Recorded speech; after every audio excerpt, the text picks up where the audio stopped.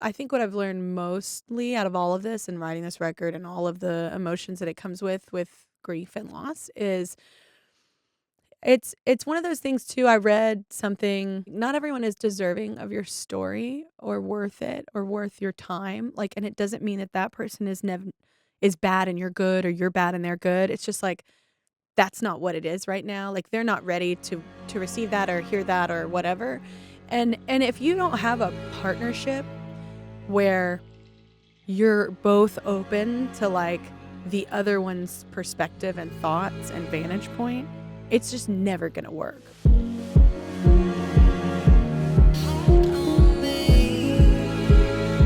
It's nice to see you smiling, especially when you're listening to a song like this, which is It's like, called I Hate Love. right? It's funny, you know, because if you listen to the lyrics, if you wrote this down as poetry, I would read it, and there would be humor, like all things human. Yeah. But at the same time, be heartbreaking, and then you dress it up in this thing with tempo and groove, and it's almost theatrical at times. The thing feels like you're presenting this concept, very challenging concept in a way that is manageable for you, but also for us, because it's a heavy topic. It is a heavy topic, but I think honestly, there was no thought process to this album for me, really. It was all just, thought process in the sense of I'm going through something and trying to figure out where I'm at and what I'm feeling and what I'm going to do, that. But like, as far as like, oh, this is a song that I'm going to put on a record, like that wasn't it. It was really just a lot of it. Like before you even got here, I was listening with your people and I was like, man, this is like, I was very angry. Yeah. And foundation being hurt. Yeah. So it's really just, I didn't really think about it. And I do like the idea of taking a quirky pop happy sound melodically and like the sound of the production, and then putting a dark lyric with The it. contrast is a big part of what makes music connect with people. I like that. I think if you just hammer heavy things in heavy ways, and some people do it beautifully and brilliantly. I mean, Tom York will break my heart every time. But there's something really special about being able to, the Smiths, man, let me dance while someone like tells me that their life is basically over. Yeah, it's like, a dumpster fire. It's a dumpster fire. Jimmy Jam and Terry Lewis, right? I'm going to do the Running Man on the dance floor for 4 minutes while you tell me how your heart is broken into smithereens. Oh my God, Jimmy Jam and Terry Lewis. Yeah, great producers. Yeah. Just what do we call them? Heartbreak bangers. Yeah, I love those. Yeah, I obviously. Can tell. I sort of feel like I owe you an intentional apology for an unintentional situation. At the end of last year, we were speaking about a Christmas album. Yeah, when Christmas comes around. That's the last time we talked. Yeah, that's right. Yeah. I was in my office. Yeah, we got into it, and the conversation kind of got into places that, were very personal. I could tell you were going through it, and it's in my nature to want to kind of be a part of that process from a holistic point of view, not from a sort of ripping it out. I'm not like a truffle pig for trauma. I'm just if the conversation presents itself, I'm into it. Yeah. And at the end, the vibe that we got was like, it's too soon. It's too soon for those conversations to happen because you're still in the process of figuring out what the music's going to do. Yeah. And I respected that. And I'm glad we're having a chance to sit down and meet properly face to face for the first time to talk about this album now for real. Yeah. Because it's interesting though, because the Christmas record touches on it. It's kind of, a lot of it is a breakup Christmas record. It's a breakup, yeah. Yeah, the saddest song I think I've ever written is on that record, Merry Christmas to the One I Used to Know. So, no, but I was very much in it. So, even the label, they were really respectful because I was like, look, I can't put this music out. One, I'm not even sure what I want to put out, if I'm going to put whatever out.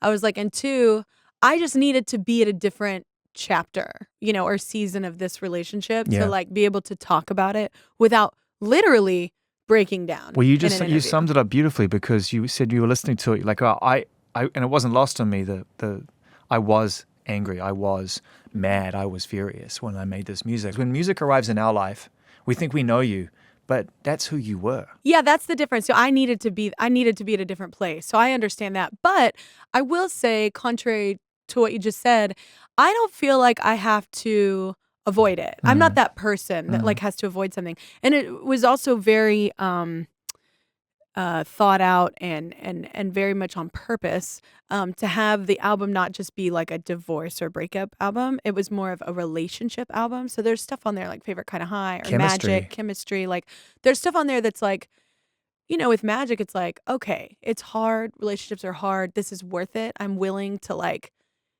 get beat up for this. Like, I'm willing, like, if you can do it and I'll do it. If we do this together, I can do it. And there's that you're not really sure, like, of what you're going to do, and then It has to there's, be that way, doesn't it? I mean, if you sat down and said to your collaborators, I'm going to spend the next 3 months pouring my heart into something that I'm going through, that's that visceral. but I don't think it's normal to have something like a favorite kind of high on an album like this. No. But it was important to me because I think it's a waste when somebody says, they jump in and they wash it all off. It's like, I don't want to wash it all off. My whole thing is like, yes, there's parts that I'm like, you let go of, dreams or hope or things like that. But like, there is a very big part of that relationship that was, I never thought I'd experience love like that. I never thought I would ever have that. And people are fortunate to have that, to at least experience it. It didn't work out, but that doesn't mean it was all bad. It just means it didn't end well. Wow, I mean, that's an enlightened place at the end of I mean, Well, that's 3 years of therapy. That's therapy, yeah. I was going to say, that takes work. Yeah. You don't get to come to a conclusion like that after something as life-changing as losing someone you thought you were going to spend the rest of your life with, unless you have the tools in the box, right? Yeah, You've got to get the tools in and the I box. did not have them. When did you start to feel better? You know what? I don't know that there's one moment. I think it's gradual. And that's what people tell you, too. I mean, it's interesting because this album starts off with a song called Skip This Part. And I literally say, it's heartbreaking. Can I skip this part? It's heartbreaking. You know, it's funny. When I met my therapist, I said, I just want to get to the end. No, that's literally. So I literally said to my therapist, like, and it wasn't even, honestly, we weren't even divorced. Like, we weren't separated then. It was like when we first started talking, it was like marriage counseling. It was like trying to make it work. We're trying to figure it out. We're trying to figure it out. Like, I desperately want to make this happen, but I think I knew in my heart it just wasn't going to, So I think it just happens over time. And people tell you that. They're like, don't worry, the end is there. And you're like, shut up. Like, it's like at the time you're just like, I don't want to hear that. I don't want to hear the end of the light at the end of the tunnel. I don't want to hear all the bumper stickers you're about to feed me. Like, it's just shitty. And that's where I'm at. And like, I don't want to go through it. But I think, honestly, people, you can call it hippy dippy, LA, whatever you want to call it, because I'm from the South and people don't generally go to therapy. They didn't when I lived there. Yeah. And so you can call it whatever you want, but it's very helpful to have a trained professional that knows how to kind of navigate you through rough seas of like, and it's a roller coaster. That's the album too. It goes up and down. It's like, does. I'm out and it's like, wait, I'm in, because you love makes you do really incredible things and incredibly stupid things. And so I don't think there was like a moment. I think it just gradually happened to where one day, I think one thing that did help me is she was like, you don't have to attend every argument that you're invited to. And like that really stuck with me. That's a good one. Like, it is. That's a good one. No, and it really helped me because I was like, because I think I'm a fixer, which is really Same. annoying. And I think everything is salvageable. And I think everything can be, there's no lost person. I think change exists. I think all these things. Yeah, but we have to be careful of is that we don't insert our own identity into other people's problems in order to serve our own purpose by even with the best of intentions. That is emotionally mugging people. And that's what I got taught. Absolutely. Absolutely. But at the same time, you can't, and I learned this as a child, like, they had us like, even in church, they had us like stand up on a chair. Like you had partners and one was standing on a chair and one was standing on the floor. And it was like, okay, so try and pull the person up on the chair. And it was like so hard, like to do. Like a lot of us couldn't do it. We're kids. But then it was like, okay, try and pull them down. Yeah. And then obviously all of us fell off the stool. Like, and it was just like, you can't help someone if they're not willing to climb up there with you. You can't help someone. And I love the lesson in that. And also like not just one-sided, like there's two people, right? So and sometimes you go in different directions and it's, and that's Lighthouse, the song Lighthouse. It's like, we're both out here treading water. And, I started writing that song thinking, because everybody's told me since I was a kid, oh, you're such a light, which is a lot of pressure to put on a kid. So then you feel like every time you enter a room, if you're not the light, you're not like living up to what you're supposed to be doing. Yeah, like what's wrong with you? Why are you sad? Yeah, like, exactly. It's like, we feel it. Yeah. Yeah, that's so heavy. it's that's hard. But I think it's funny though, because I started that song off ego alert. But I was like, I was the lighthouse when I started writing it. And then I figured out while writing it, no one's the lighthouse.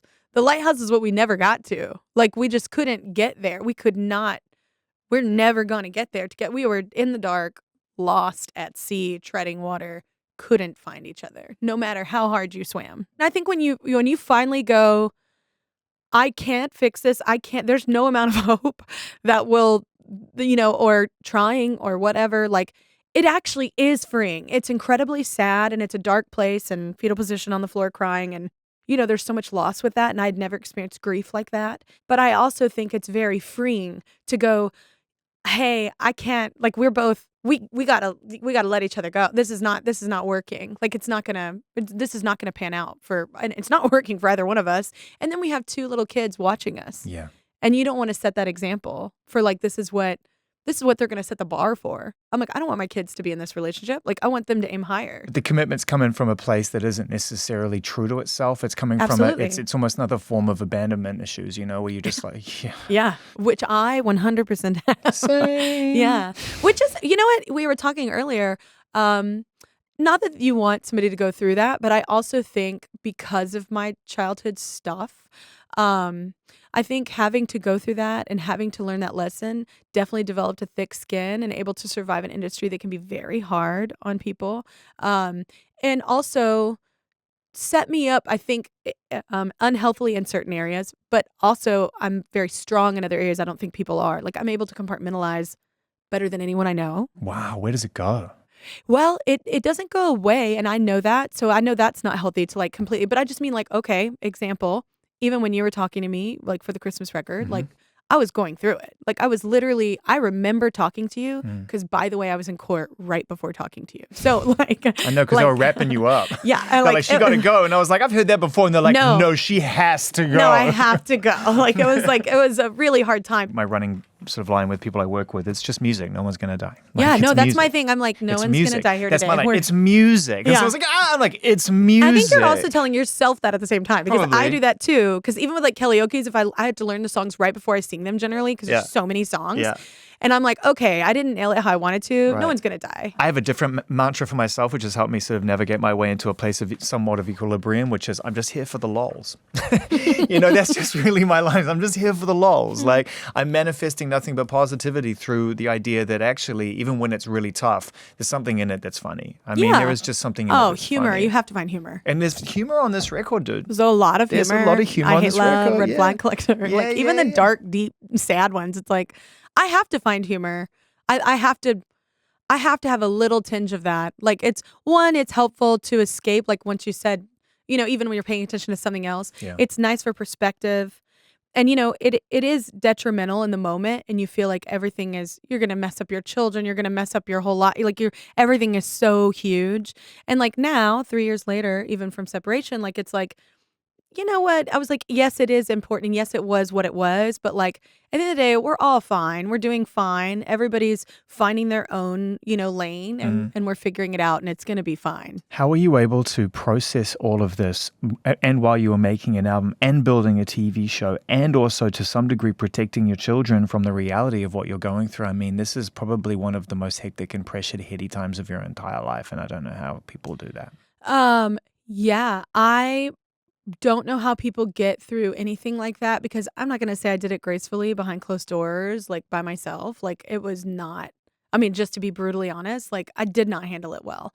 I had like many sessions with like just my friends of like, I couldn't even speak. Like I was crying so hard. So it's like that's just what it is. And it's because it matters to me. All of that matters to me. And also your body and your mind and your heart and your soul and everything that's part of your chemistry and your makeup that makes you live and breathe and exist is telling you need to get this shit out. Oh, even before separate. Like, there were like just a lot of, now unhealthy habits you kind of recognize or habits that you recognize that you didn't see before. Hindsight is a lot easier. So, no, you did like that I didn't even see happening or that I was doing, not to get too specific, but like, that I was doing to make sure somebody else felt, enough or important or validated, and then trying to like, I think it's a really good thing. I think sometimes, being spiritual because I do love that I grew up in religion and having a servant's heart. I think that served me well. But it can also really not go well for you when you're always putting yourself in somebody else's shoes. Or you're always taking care of the other person and not yourself. So, that did not serve me so well, it turns out, in the relationship. But I don't want that to change because I do like that I see potential in people and I see who they can be and I see um where we could be. I think that's nice. I like living a hopeful existence. There's a term that I like to use in that situation because I had to work out where I was best suited as well Hmm. and what was best for me and not just to walk into every scenario and just try to fix it. Yeah. I can fix it. Yeah. Right. And that is like be thoughtful with your thoughtfulness. I think, even if you have this desire to want to go in there and make something better and be thoughtful with it, be thoughtful to yourself. Be thoughtful to the person. Are they ready to receive? Really just take a step back for a second and just realize that there's a lot going on here rather than just the desire to resolve. I think it too is just I think what I've learned mostly out of all of this and writing this record and all of the emotions that it comes with grief and loss is it's one of those things too. I read something, not everyone is deserving of your story or worth it or worth your time. Like, and it doesn't mean that that person is bad and you're good or you're bad and they're good. It's just like that's not what it is right now. Like they're not ready to receive that or hear that or whatever. And if you don't have a partnership where you're both open to like the other one's perspective and thoughts and vantage point, it's just never going to work. If there are people who have grievances or issues with the way something's being managed and you're at the center of it, Even in a relationship. relationships, workplaces, whatever, we're discovering this now. And I think that it is the age of discourse. And I know it's uncomfortable for a lot of people because It's not uncomfortable for me. no, nor me, but Yeah. I think a lot of people are like, well, hang on, this stuff we just used to get, pull up your bootstraps, get your head down, do your work, figure it out. It is what it is, swallow it up. All those lines get kicked around, which basically says keep the train on the track. And I think what people are saying right now is But like, who wants to be on a train that's like broken. chaos? Yeah, yeah. Right. Exactly. Like either relationship, whatever kind of relationship you're talking about, like it's not why are we working so hard? You know what I'm saying? Like, Yeah. and I love, like, I think I've developed that. I didn't like confrontation as a kid, but I love it now. What changed? I think I just got exhausted. I got exhausted from dancing for so many. Like I just got, it's exhausting. So true. It's exhausting having I'm to like, avoid that stuff. I'm just too old for it now. I'm just Yeah. like, and I think that comes with age, a little bit of wisdom of like, you're not an asshole if you just point out like, hey, like, I'm exhausted from this conversation or being attacked in this way or accused of something. Like, and it's like, it's exhausting. Like, you know what I'm saying? Like it's, like let's fix it, like let's remedy it, or let's at least work towards not having this conversation over and over again, so it's because obviously there's something with that person. Like if you keep bringing something, it's called projection. Yeah, 101. So it's like what's going on, like, and if you can't figure that out, then like get off the train. Find, you know how many trains there Or are? if you don't can be a absorb bond. it, Like, if you don't absorb it, it will bounce back at the person. but And that's the honestly, and it quickest, just is a ping pong game from hell. This album is called Chemistry. It is, like you said, it is a wonderful, all-encompassing, very human experience based out of the idea of what a relationship is and the reality of what it becomes, right? Because we have ideas. I love as an idea at first, Yeah. it's a feeling and then an idea of what it can become.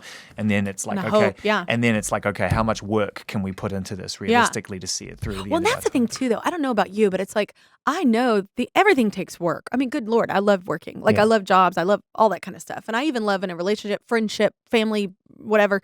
I'm the person that like politics are on the table, faith is on the table, everything's on the table because I don't know everything, so I like learning, and I like other people's perspectives. And work is an investment in people. Exactly, and that's the thing. It's like when you're trying so hard to do that with someone and they're not reciprocating, it's like okay. Then that just shows me like I'm not worth that to you. Like, you know what I'm saying? That just shows that like, you know what I'm saying? Like Yeah. you're not willing to Yeah. like, so, and that's in a lot of relationships, so I don't know. It's just it's a difficult thing. I get it. Like relationships are hard. You have two people coming from two different worlds, especially like when you're 30, Well, you've already especially when you have established. abandonment issues, you want to fix things and you don't like confrontation. What you're saying to people up until a point, which you've gotten to now in your life through the music and the therapy and the trauma, what you've said in the first half of your life is like, well, I'm not going anywhere. And it's like that, you think that people, like, I think we sometimes think like, I'm not going anywhere as like a sign of sort of loyalty and respect and everything else, but you're just holding yourself in a place that maybe you should leave. Yeah, you're holding yourself hostage. Yeah, you are. Yeah. 100%. And it's like, it should be work, like relationships are work, like whether it's a working relationship, lover, family, whatever. But it shouldn't be that hard. Like, you know what I'm saying? Like, I was like, I'm I just here just for feel the like, lols, Kelly. I'm like, this I'm is, just here for the like, you lols. shouldn't feel like it should be, I feel like, I don't know, but I feel like it should feel at least like there are hard days, but every day isn't a struggle, you know? So because people be like, well, it's, they're like, oh, religion. I had this. Yeah. I think we took it out of the interview, but I had somebody in it. I was interviewing someone during this whole time for me for the show. Hilariously enough, they're getting divorced now, but whatever. But they kind of shamed me um, when it was announced or whatever that divorce is happening. And it was like, oh my God, this is so triggering from coming from the South. But it was like, they kind of shamed me. I was like, well, a relationship is hard. And I was like, oh, I was like, you're that person right now. Like, assuming you know what happens behind closed doors, assuming you know my life. I was like, okay. And you're going to shame me for it right now. Hilariously enough, this person's getting divorced. Well, there's but the like, projection we spoke about I 7 know, but minutes it was ago. just, it broke my heart. And it's like, okay, and then you work it out and you're like, they're going through something. I'm going to let that go. I think also when you give people solutions, Kelly, like Since You've Been Gone is a solution for millions and millions of people. Yeah. Right? It's like you gave people the key. And then you're on the other end of this experience. A lot of people don't know how to translate that and help you. All of a sudden, the identity is tough for people to figure out, like, we're used to getting it. How do we help you? What do we say? What do we do? And maybe the answer is nothing. Oh, maybe it's just listen. Maybe just listen and don't try and offer any sort of kind of prototype page 6 in a handbook solutions. Just let somebody be. Which is hard for people to just listen. It's hard for people when they think they know you or feel like they know you. And they love you for reasons that don't translate into that really challenging equation. Because love is very different. Like the way that you talk about love on this album is different to how fans love you. Yeah. You know what I mean? Yeah, but I think that the thing with this album though is that I think everybody has gone through some kind of relationship in your life to where you felt like you try so hard, you're in, it's going well, then oh my God, what? And then and especially like I know a lot of people that even like a crew member that I worked with forever is like, oh my gosh, girl, I listened to this record like coming because we were doing a show and he had to listen to it for work. And he was listening to a record and he was like, you nailed like every stage of like what it is, the high, the intoxicating part, but like you hold on to things like that and what it could be, but not what it actually is. Like, so hopefully, people connected don't feel isolated alone. And because that's the worst part when you're going through something. No matter what I said to my friends, no one got it, it being so public, misinformation, things that were right, and then people talk to you about and you want to scream at the top of your lungs. It's not That's what the really truth messed is. up, right? Yeah. And it's just no one knows that. And I don't know theirs because whatever theirs is, you can't experience, full on what someone else is experiencing. So that's just, and it's very isolating. Oh, it's the most isolating thing in the world. I remember being on the floor crying fetal position, heartbroken many, many years ago, and a friend coming around to check on me, and he picked me up and he tried to give me that pep talk, and I was like, bro, it's like you're talking like you may as well just be making noise right now. Yeah, and I don't need a self-help book right now. You're not getting through to me, so let's just stop. Maybe just sit in silence. Because you're not ready to receive that. Maybe you just need to sit in it. Man, I'm so grateful you made this album. I think people are really gonna. I think and I can tell you are. It's more of a necessity. I was gonna say this could almost have not even have come out. No, trust me, there's tons that didn't.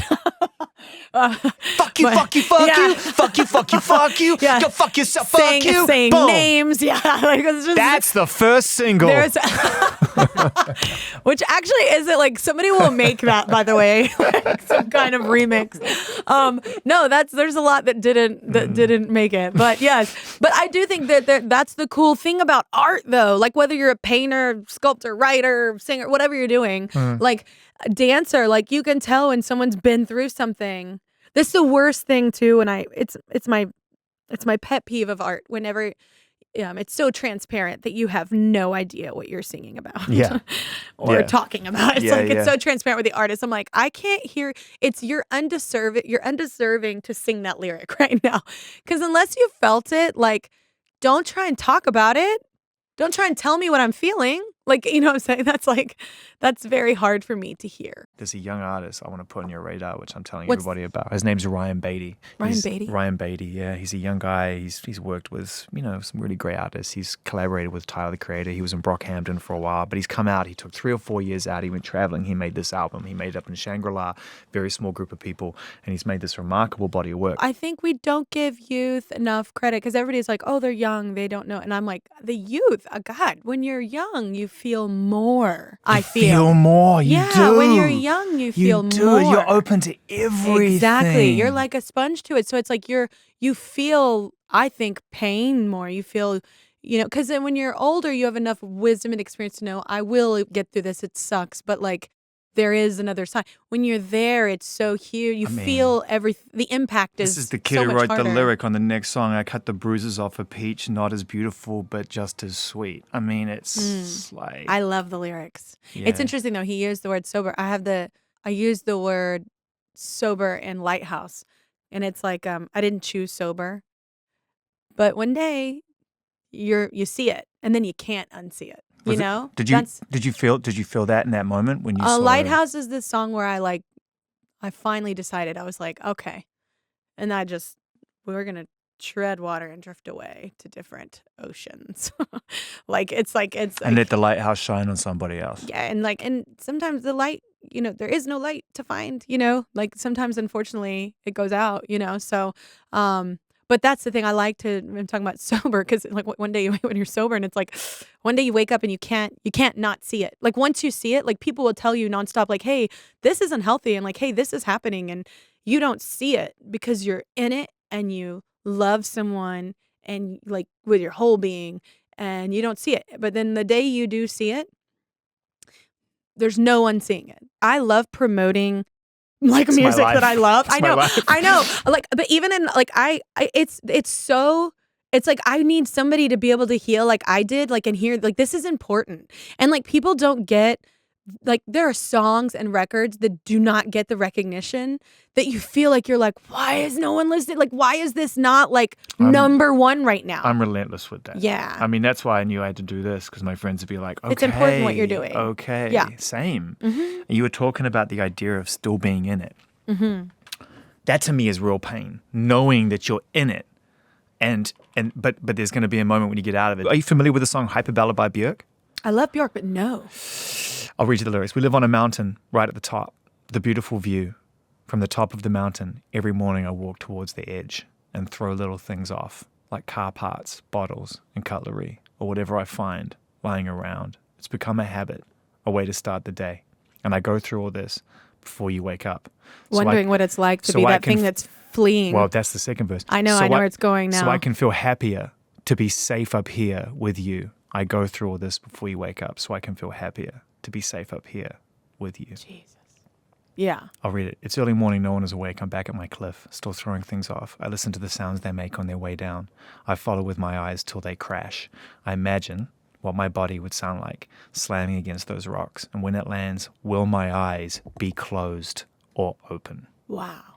My brain went to like knowing. I think when you're in that painful place too, it's like whenever you first started reading the lyrics, it's like when you're craving the feeling of just that kind of freedom of like, and it's going to not end well, you're going to die. You know what I'm saying? When you're craving that, like in that lyric, when you're craving that, there's something wrong. Like, when you're craving that amount of free fall, like just because you either need to feel free, you need to feel something other than pain, you need to like, she's a great writer. I like Björk. To feel safe again. Yeah. With you. Because you're not. Yeah. Yeah. That's what I'm saying. With these albums are so like people keep saying too, like, oh, why do you think people look forward to like the divorce album or like whatever it's called? Who asks that? And people ask. Who the fuck asks that? Almost every single people interview actually ask that question? Yep. People are like, why do people look forward to divorce albums? Are you fucking serious? I know they do almost every interview. But here's the thing. Here's why. Is because tragedy and that depth of sadness is really relatable, and people don't talk about it enough. You listen to it with your headphones on and you to feel connected to something because you're supposed to, because society says like, let's change it, let's be happy, and then what is happy? Everybody can't be happy all the time, but like it's that people say that almost every interview. That's a really tough question. But the reason why is because, I mean, think about it. John Lennon's Imagine, like I said this in another interview, I'm like, that's not from a happy place. No. That's from war. That's from people literally, like, war. I can't live if living is without you. Yeah, exactly. But like all those songs that are huge for us are like, imagine all the people, imagine what we could be. Like, it's terribly sad. That's because we're not that. Like, that's sad. You know what that is? People talk about unrequited love in songs in terms of relationships. Imagine is the great unrequited love song for our species. Oh. It's like when you fall out of love with somebody and then you write a song that's like what we could have been. It's that, but for us as people. Yeah. Let's write that song. Let's write that. Yeah, I'm like, it's been written. Yeah, I know, but let's write another version of that. That's nice. I was like, that's intense, right? I mean, what we could have been, right? Imagine what we could have been. People sing it and they wave their arms in the air, sway side to side, and hug each other and say, "What a great date night!" And little do they know they're actually on the precipice of the apocalypse. Yeah, I think there is a song though. Like I have a song called "Magic" on there, and then I'm thinking about it on this new album. Like it's like that's why though you hold on, because you are imagining it. You feel it's magical. Because here's the thing about chemistry and why I named it that is like, it's intoxicating. It's fun. It's wonderful. It's a high that you will never experience from a drug. Like, you know what I'm saying? There's no kind of drug that can give you that. Like, and then also it can be detrimental. You keep coming back to this place. Yeah, it's a loop. Because it's magic for a minute. It's like people that are addicted to drugs. It's like you're willing to throw away all this other time for that one moment of like, euphoric, like whatever, you know?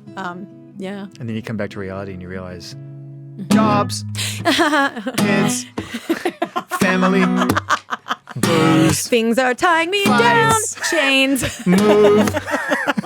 You're writing the song right now. That's a great pre. It's a great pre. It is. It's a solid pre-chorus. What's a career highlight for you? I wrote a great pre once. In an interview about devastating relationships. It's track 14 on a 13-song album. It's funny. Mariah Carey has a song actually that I love that I come back to called Side Effects. I don't know if you know it, but that's a really solid song. People don't give her enough credit. I think they give her quite a lot of credit. People don't give her, no, people give her credit as like a singer. I don't think people give her credit as a writer. Right. I don't think people realize. Oh my God, no. And the thing is that I interviewed her. She wrote all that shit. Dude, she wrote. Everyone thinks that the Christmas Jam. Everyone thinks for Christmas. Yeah, everyone thinks that that's like a combined effort and the perfect Christmas song. She wrote that on a Casio tone in 7 minutes. Totally. I believe it. She told me. Yeah. She's like, I woke up one day and I was like, dun dun dun da da for Christmas. And one thing I need on a Casio tone keyboard. Casio, she's like Ross on Friends. And now she's seriously, she's like bossa nova beat. And she didn't get Sheila E on it. And so she's right. She didn't even get Sheila E on it. Right. So she's running a bossa nova beat right in that song, and she's second only in passive income to Michael Jordan. Boom.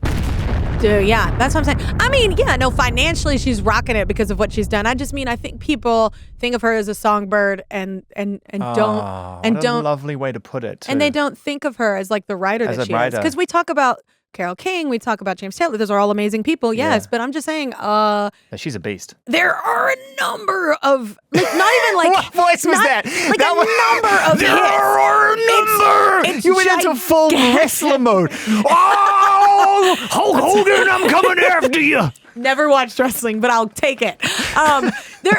There's like an insane amount of hits, like, and not even hits. Like, God, looking at like she's got all these album tracks. I'm just saying, like, she's a beast. Yeah. She's a beast. Yeah, I love great writing. I think about your journey, and I think about what music was for you as a kid, and how it helped you form an identity that was your own and helped you connect with people, a desire for connection. I know you have a deep desire for connection. I know that. Through the music, through the TV show, and just spending this time with you, you like to connect. You're curious. You like the connective tissue of humanity. I dig it. Very curious. I'm same. So I get it. It takes one to know one. And so I think about what music was for you in the beginning. And I think how wonderful it must be now, if I may just provide you with a bit of perspective, you probably don't allow yourself to be able to take a step, because artists don't. No, I know you know me well. To take a step. You're about to compliment me. I am, and I've heard that Kelly doesn't take compliments very well. But I will receive it. To be able to take a step back from where you began, and just absorb and feel this 14-song album and what the artist you've become. And now what music means to you versus what it meant to you, right? Like, it's not the ticket to ride anymore. Mm-hmm. It's yours to tell your story, to leave these beautiful documents for people to absorb, for your children to hear, for your fans to hear. Mm-hmm. Like, it's there for you now for the rest of your life. Do you know what I mean when I say that? Yes, but I will say this. I think for a lot of artists, this is true, probably. I think I've always been that person, because you can ask labels. They're not a fan of me because I'm always never about the money, because they're always like, they'll shove money at you to like, just record this. I'm like, I don't want to record that. Like, that's not me. Like, and there are compromises along the way, whatever. But I think I've always been the person, like, music has always been a necessity for me. Even like when I was a kid, I had like I was saying, I had a hard time with confronting not only others, but even myself, if I'm being honest, like with what I'm feeling and where I'm at. And it was very hard for me to describe or put into words to have a conversation with someone. So my mom shoved a journal in front of me and was like, if you're not going to talk to me or anybody else, like, write it down. And Mom gets one. That is so it started as life-changing. Poetry, and then it became lyrics. And it became, so I think it's always been a necessity for me. I'm being too simplistic, you're right. But I just think this album, I guess what I'm really trying to say in a ham-fisted and clunky way is that,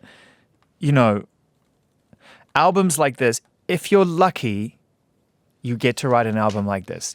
Hear me out. Mm-hmm. If you go through something as visceral and as life-changing and as disruptive and heartbreaking as this, and you get to come out of it with something that reflects that time in a positive and healing way. Mm-hmm.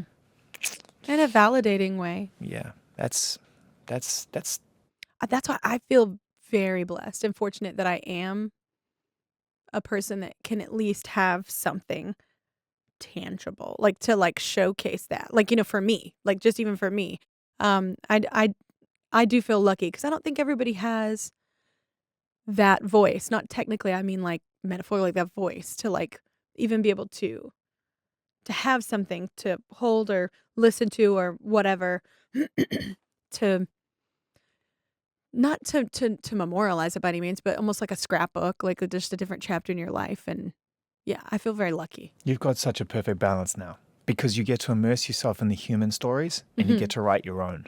Yeah. And most artists write their own stories and they don't get to get the curiosity of everybody else's. To your point, it can be a very bubble-inducing experience. Yeah, very egocentric one. Yeah. And now you get to give as much as you get as much as you give. And I just think it's just beautiful. Like, long may that balance continue for you. Congrats on everything that's happening for you. I mean, I know that your fans get the reason not to tour, and it will come when it comes, but the Vegas shows will be fun. And yeah, we're excited about them, because we usually only play 2-minute songs on the Kelly Clarkson show. So my band was like, oh my God, this is what it feels like to play a full song, then a full show. Yeah, we're excited about it. Well, I really enjoyed this conversation, Kelly, and I was too. looking forward to it, ever since we connected at the end of last year, and I'm glad that we were able to go where we went. So thank you for your time. Till next time. Till next time.